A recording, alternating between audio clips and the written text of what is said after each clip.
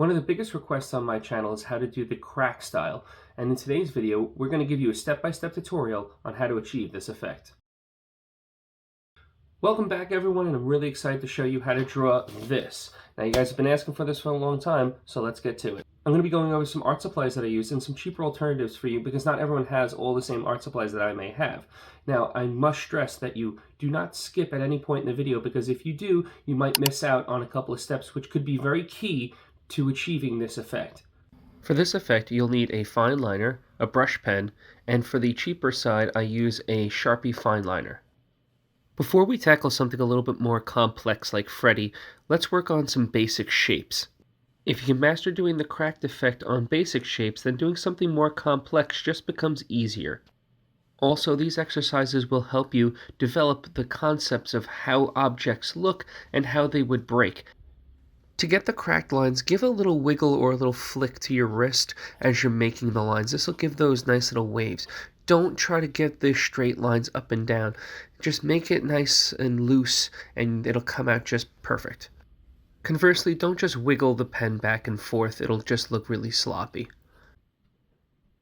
Also, cracked lines will appear differently on a flatter surface as they will as you'll see here on the rounder surface.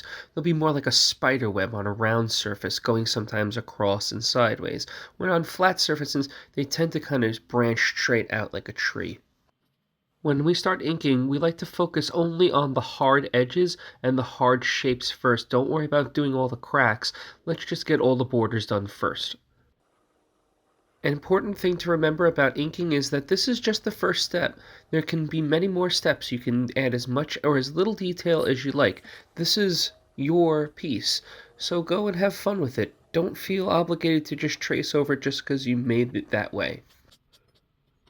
And now to the fun part, coloring. We want to make sure that we take our time and use soft, smooth strokes, especially around all those fine lines. If you use a very hard nib or you go aggressive with a brush nib, then you're going to erase it all away. For a nice little effect, we want to make sure that we trace the outside edge with a darker hue and then work back and blend it all out.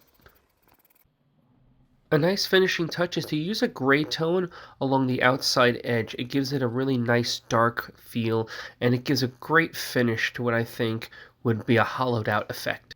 Now that you have a grasp of the basics, you can sit back and watch as I draw Freddy Fazbear. This will be a bit of a sped up version, but you'll get to see all the details that we talked about earlier in action.